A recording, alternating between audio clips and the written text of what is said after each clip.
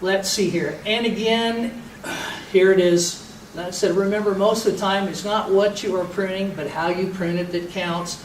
Paying attention again to our locating the branch bark ridge where it's at, and the collar, and then making our cut outside of it there. And a lot of times some people leave stubs, and the stub is just an invitation for an insect or a disease to enter your tree.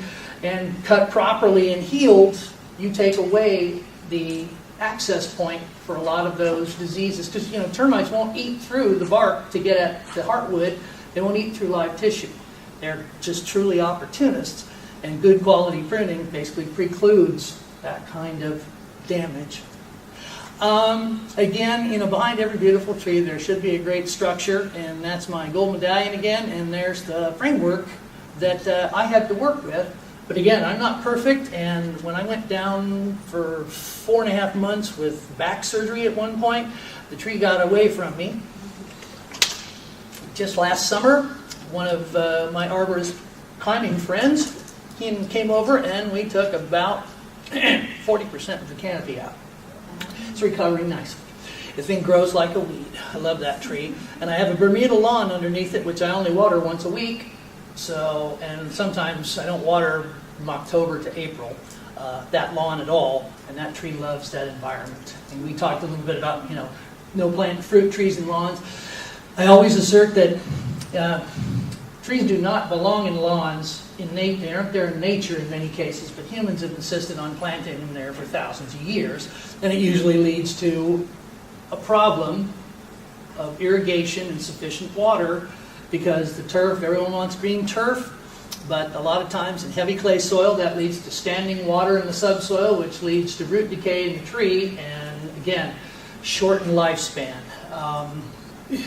Turf is, if you can find a grass that's tough like Bermuda and watered a lot less, like I say, my tree's done well. That tree is 13 years old now, and when I planted it, it was a 5-gallon that was 6 foot tall, about 3/4 inch trunk, and no branches. And within 24 months, it was 8 or 10 feet tall with, you know, 5 or 6 beginning scaffold limbs. But it, you know, didn't occur overnight. And if you don't pay attention to the tree, that's why young tree pruning is something I'm very big on. Getting people to come over in that little 5-gallon you buy at the nursery. First of all, take the damn stake off it that the nursery put in there, because it's rammed right up against the trunk. We all know what that does to them. And I've got a silver dollar eucalyptus out here that will figure out how to undo the damage that was done. The other thing is, truly, containers, plastic containers are a great convenience that arose after World War II. But it has led to some really, really disastrous results when you have root-bound trees that stay in a container too long and form permanent roots that will never grow any roots off of themselves. Those woody roots need to be cut out of the root ball. And this is another thing that Ed Gilman from Florida is very big on. He did a study where he just took a control group, took bare root fruit trees, or actually bare root shade trees, and some container trees. He did it in Florida with a thing called mahogany, and he got big root-bound, overbound ones, and half of them he literally cut all woody roots out of the root system and got the woody root back to perpendicular from the trunk, planted that group, took another group of the same overgrown trees, stuck them in the ground, and then a control group, and then a bare root group. The trees that he had literally eviscerated the root balls of behaved like a bare root tree again and grew all kinds of young, new, fibrous roots. He was able to overcome the really terrible wrapped woody root condition that the trees were in by sawing them out of the root system. And he had no higher loss in the control group that he did nothing to than the group that he sawed literally 50 to 70% of the root mass out of these overbound trees. And then, of course, the bare root tree that's never seen a container is always the best one to buy if you can find it, because it's never seen a pot, and when planted in the ground, if you do things correct, it will take off into the soil. And a lot of times, I'm sure some of you have all planted a tree and it's sort of just sat there, and it was probably due to wrapped roots. Yes, sir, back there? Is there value in putting the root stimulants in the soil before you plant a tree? B1 has never done any good. The guy that did that study a long time ago even countermanded himself. He did it in like 1950. It appeared in like Better Homes and Gardens magazine. Suddenly vitamin B1 is great. Millions, billions of gallons. 4 or 5 years later, he did research again. He said, oh, you know, I was wrong. It really doesn't help. Nobody would listen to him. And now you can still find vitamin B1, but you'll notice what it's been done is usually it's been validated by throwing it now with mycorrhiza, now with trace minerals, now with fertilizer. Because vitamin B isn't doing diddly squat for the trees.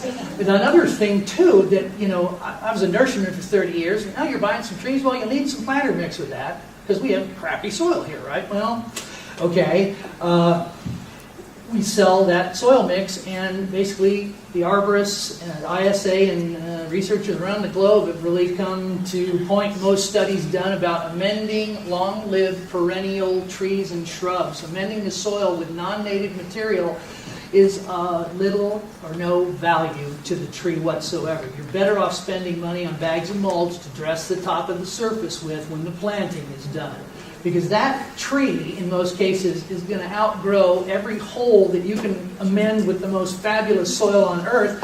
And here, with the crummy clay that we have such a difference in soil texture from planting compost to even the sandstone that some people are lucky enough to get, that roots don't want to grow out into the material because there's a dissimilar interface there, or because of a shovel plunged into the soil in clay soil, the pores of the soil are blinded now, and roots won't grow out into the crummy native soil. So bust up the native soil, only dig your hole, the depth of the root ball that you're planting, no more pits, because those sink usually, and you sink a tree, you kill a tree prematurely. You always want the tree to be planted higher than the surrounding grade by an inch rather than lower, because the above grade tree will always grow roots to compensate at the new soil level. But planted below ground, or a change in grade of as little as 2 inches can suffocate the roots of an existing tree. So again, where a lot of those things that were great for generating income and money, when put to the test, were found to be a really dubious. I mean, it sounds like you think logic. Well, you got crummy soil, yeah, make it better. For your planting gardens, compost, of course, and vegetable gardens, something that lives 8 to 10 months. And then you take out, you can make a phony perfect environment that's better than the native dreck we have here in a lot of cases. But for all those, bigger, longer lived trees and shrubs, don't amend the hole. Just plant and break it up for an enormous diameter if you can stand to do that. And the mulch will also reduce the compaction. The human footprint puts more pounds per square inch on soil as far as pressure goes than an automobile tire does. So even walking through your garden, you will compact the soil. If you have 4 inches of mulch down, you don't do that, and you get water to penetrate better and all those good things. So, again, a lot of what was old school or thought to be really smart things to do through research have been found to be not based on a whole lot of good science. With proper training, pruning, you can be that architect that grows that beautiful tree. Or in your case, when you're manning the hotline, you can be the person that steers those folks to the proper resource, so that you get people that know what they're doing, that plant correctly. You can, whether you can't, I've touched in my lifetime at least 500,000 trees pruned, probably on all the years I used to work with berry fruit trees and other trees. I can't touch every one, but I also know there's bunches of, and I can't get up and prune. I'm not a climbing arborist, I never was, but I know people that I can refer people to that will always do the correct and the right thing. So those resources for referral you have, you can certainly be the helping hand that moves that project along and gets people planting things the right way. PTCA, as I mentioned, is our local tree care association. We have a western chapter of this arborist association here that's for 4 states and all, but ptcasandiego.org, and there's information about what PTCA has done. We do a volunteer Arbor Day pruning every year, April 25th. We have a South and North County needy site. We've pruned, donated $30,000 to $50,000 worth of pruning in a day to places like the Girl Scout camp, the Boy Scout camp. So we get back to the community. We're interested in, again, getting everybody to take care of their trees, not just ignore it or pass it off to the guy that shows up with a chainsaw who'll do it for $50. The other one too, that isaarbor.com is that International Society of Arboriculture there. They have one that is aimed at the public, a related site, treesaregood.com. So if people call you and ask, where can I find out about how to properly plant a tree? That website, treesaregood.com, is great. There's another one. One of the handouts you have is what are actually laminated cards there. It's the top of your handouts. It's these it's printed as a one-page sheet. But no, there's those cue cards right there. The first one, they're cue cards put out by the Urban Tree organization. Urbantree.org is on the bottom of those cards. That is another great California-based resource for people wanting to learn about proper tree care. And Brian Kemp and Ed Gilman has helped Brian a lot. That organization is great. I want to tell you about a related thing I forgot to include here and there. On that urbantree.org website, there's a little hyperlink that says California Nursery Specifications. You can download it for free. It is 6 pages, and it contains many of what the cue cards there that I printed show you, the common defects of landscape trees, and also if you download that thing, laminate it, stick it in your car, anytime you go to buy a plant, to use that guide, it will make you a smarter shopper because it will show you what you don't think is a big issue or what somebody doesn't think is a big issue. But yeah, a root coming up the surface in a pot and going in a tight circle is a tree you want to avoid. That little that 6-page download, that will always make people spend their money on better quality trees. You skip the ones that don't fit that criterion. And there's this other thing, I don't know if I once called it cheapskatosis, but that's not a really nice name for it.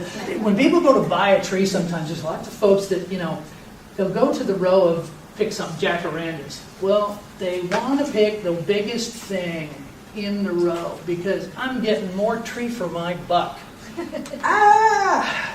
Worst thing ever. You use those guidelines and that criterion, it'll probably have you reject sometimes 30 to 100% of what a nursery may have to sell to you. But stick to your guns, and if they don't have trees that pass those specification guidelines, you don't want to buy the biggest thing in the smallest pot because of those wrapped roots. You're going to get a tree that is not going to do well in most cases. It's going to flounder. So that 6-page download from Urban Tree it just helps you spend your money more wisely because it shows you all those problems. Let's see here. We're in the business so that hopefully most of the trees in our landscape start looking more like this, fairly well taken care of, properly staked, and less like this kind of stuff. Just deplorable, cheap work. That was work that was done on someone else's property. Somebody hired guys and they didn't know, and they went and pruned trees that weren't this guys who paid them so. And they did a horrible, horrible job. Okay, well, enough sort of about the basics of pruning, as it were. Let's talk about the tools. Everything up here, and I forgot to bring rats, my fluid film. We'll talk about that in a minute. Everything up here is something, if you're going to have trees and shrubs in your yard, you probably need to own at least one of each of these things, except for this thing. Don't use a chainsaw. Arboriculture as a profession, which includes forestry, mind you, is the 3rd most dangerous occupation by fatality and injury. The only 2 things that are more dangerous are underground mining and apparently North Sea fishing, as far as fatalities in the per workforce. So you don't want somebody showing up that says he has a chainsaw, because again, when we go from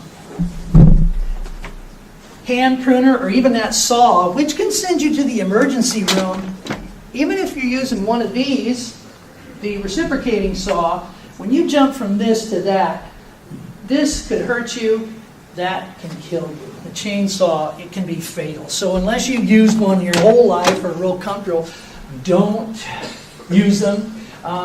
You will notice more and more arborists or people that will be working will be wearing chainsaw pants now. They have pants that will actually stop the blade cold. may nick them and tear the skin, but it's not going to sever their arteries and go through the leg. Those are $250 a pair at least. Pants, and home gardeners don't have those things. So leave that kind of pruning up to the professionals. You can go on YouTube and Google, people stupid pruning things or whatever, and you will see all kinds of information.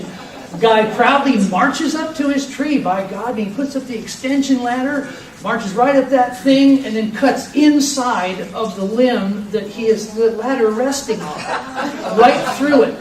Missed his ear by about that much. The only thing he got were some cracked ribs and a really bruised ego. But that's the deal. That chainsaw is a killer. So try not to use them. There are a jillion pruners out there now. There's really cheap throwaway ones that I don't like. The old orange-handled Coronas drive me crazy because people used to argue with me when I would show them my Felco $70 pruners. They said, yeah, but these are cheap, they're good. And I said, yeah, but when you wreck the blade, it doesn't come out of that old orange handle grade. You got to throw them away. And they're $26 a pair. I have my Felcos there, those are 23 years old, 25 now. I've had those 25 years, and they'll last me the rest of my life. So good quality equipment that you can bank on is good. And always, for pruning, bypass pruners. No anvil pruners, please, because anvil pruners, when they start to dull, start to crush the tissue that they're trying to cut through. So bypass pruners. And Felco started the revolution by making really good, highly over-engineered Swiss things that work very well. Some people just can't handle the price. I just saw the other day at Costco, there are some knockoffs that look just like Felcos. There is like a number 13 Felco, which is almost a miniature lopper. Not like this. They actually look like those shears, but they've got extra long handles, and what looked like a Felco number 2 and a scabbard, gloves even, and the sharpening tool, $27. Uber cheap. I'm waiting. I didn't have the dough to spend on it this month. I may go back next month, grab a pair of them just to see how they hold up. But they look just like the Felcos. They have all replaceable parts, apparently. The machining and the gearing is done that way. Yes, sir? I took a pair to my nursery, and he compared them to his Falcos, and they lasted about a third, and the replacement pieces the blades were just not the same quality. Yeah, I kind of figured that, because Corona made a line, when Felco started grabbing the market share because people were tired of crappy tools that didn't work, and finally we started buying them. Walter Anderson's has got all the parts. You can order them online if you want, but both Walter Anderson's have all the springs you'll ever need. We're going to do sharpening here, but there comes a point even when sharpening, it's like, it's like trying to save the Titanic. It's like, move over, toss you can get a new blade for $16 or $17 and start over. And it's just the other thing. We used to sharpen at Walter Anderson's, and I got pretty good at it. A fellow by the name of Mike Ito that used to work at Ochi's worked there for a while, and it really helped me become a better sharpener. But I swear, people bringing them in going, these don't work anymore. They were just filthy dirty.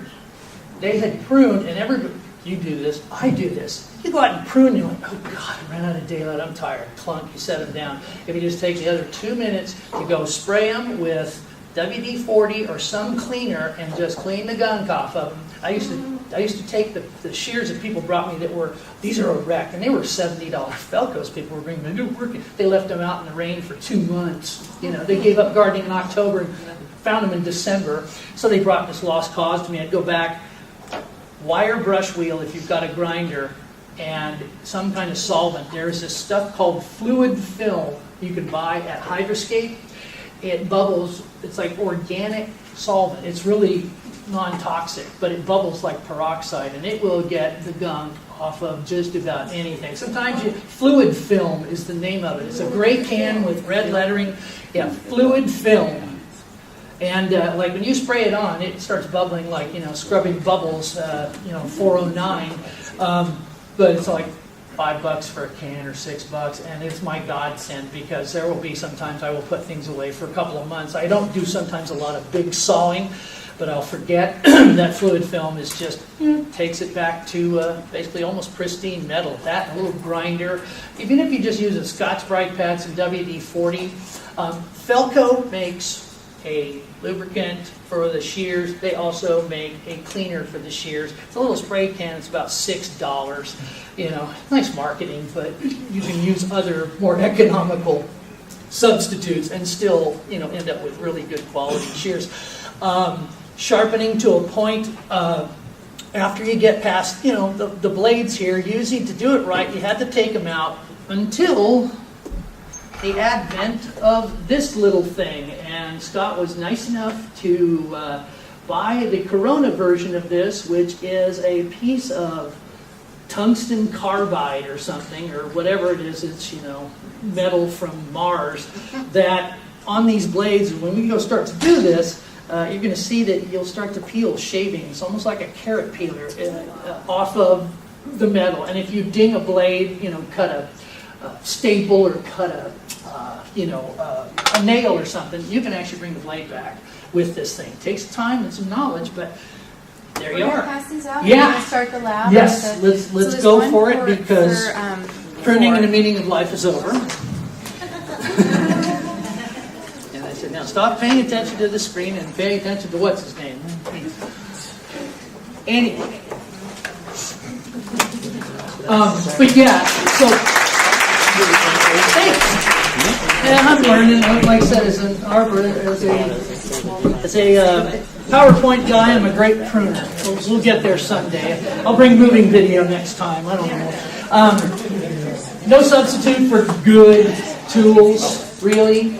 And like I said, you can spend tons of money on knockoffs or other things. And this one drove me crazy. People march into these Fiskar or somebody else's Chinese or Korean printer where the handles are made out of plastic that's not as thick as some of the nursery containers. And they're ratcheting. And people take them. First cut, snap the handles and just disintegrate. $12 down the drain. You get what you pay for it. Yes, ma'am. Did you say don't use an anvil? Yeah.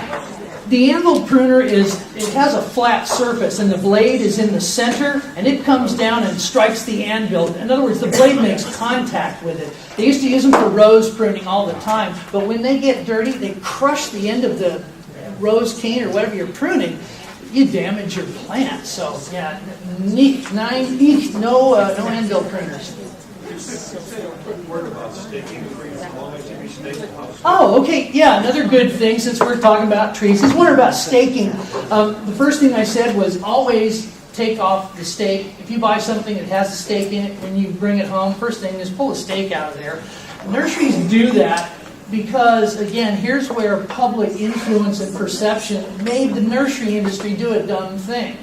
Everybody wants a tree to look like a telephone pole with a lollipop stuck in the top of it. And we know that's terrible. You don't want dense heads on anything unless you're going to topiary them. And again, that's human beings torturing plants to get what we want out of them for an effect.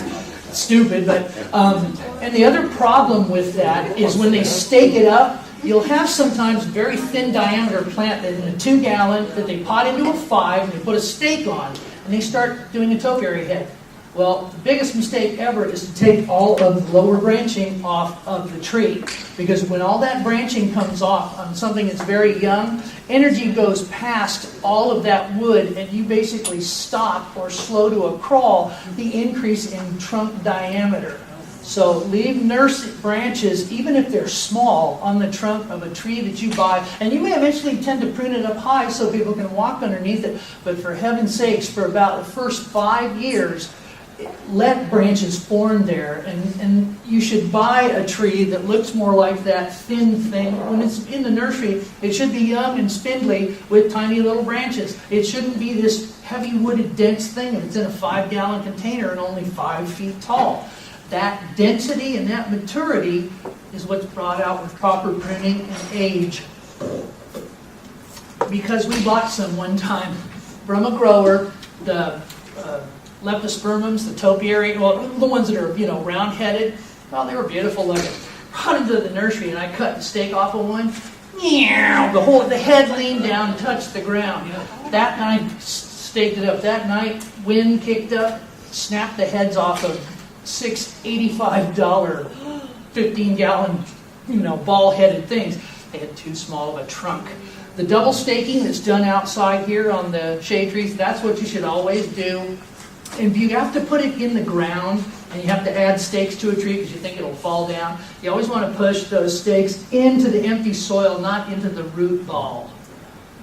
Keep those outside the root ball, and those cinch ties, the neoprene rubber, are the only thing you ought to tie them up with. I mean, green tie tape can work in an emergency, but green tie tape you got to go back and keep an eye on, because as sure as you whip that thing up with those, if it has a good summer, you go back and the tree, in some cases, in a branch crotch has started to eat the tape.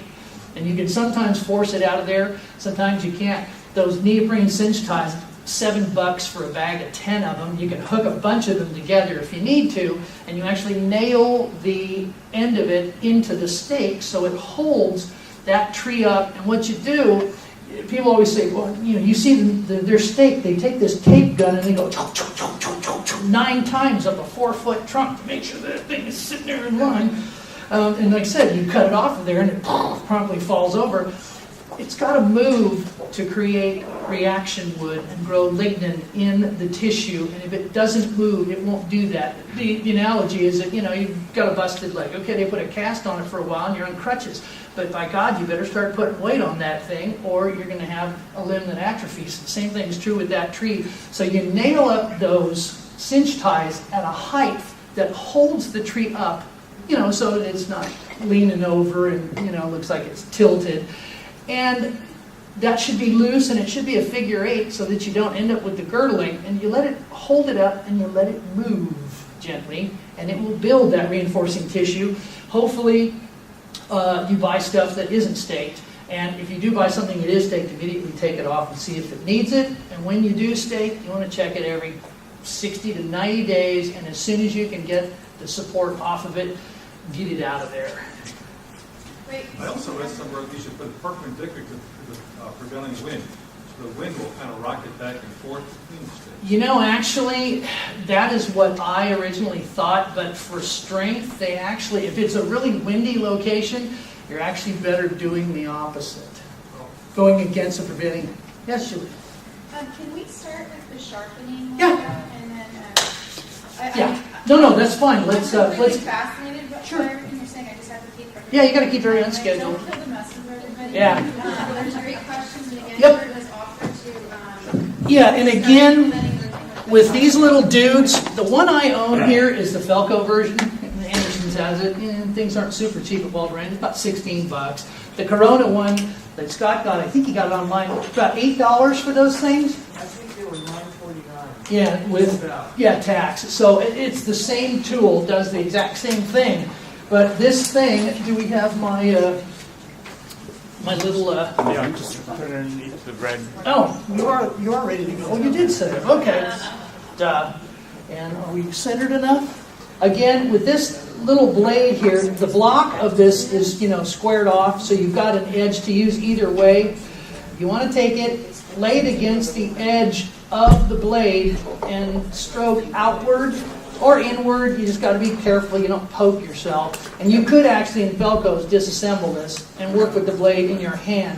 And you can use a double stone, the old wet stone or dry stone. You can still put good edges on things. But this I love because I don't have to get oil or you don't have to keep it wet. And this thing will literally. Is that the outside edge? Yep. What angle?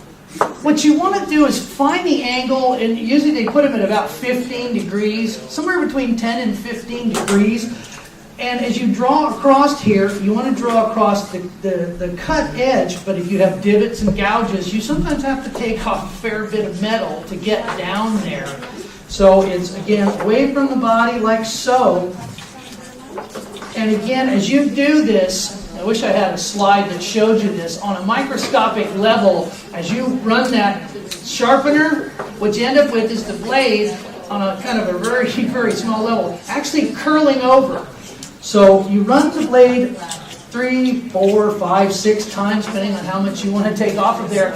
and then you test it gently with your finger. You'll feel the edge, but the knurl, as they call it, is actually bent away from the stone that you sharpened. So when you're done, and you got to be careful not to do this too much to your pruner, when you are done, you flip it back over, and you have a single beveled edge on this thing. So you don't want to sharpen the back of it at all, except when you've got an edge that you think is pretty good. You do take your stone and very lightly, once or twice, go to that unbeveled side and literally push the bead of the metal back to kind of like dead center. It'll be, once you do that, just a couple of strokes. Because if you work on this edge a lot, you're going to create a gap between your blade and the pruning bypass part here. And when you have a gap in there, if you can see sunlight, you're going to tend to probably, the pruners will start to stick.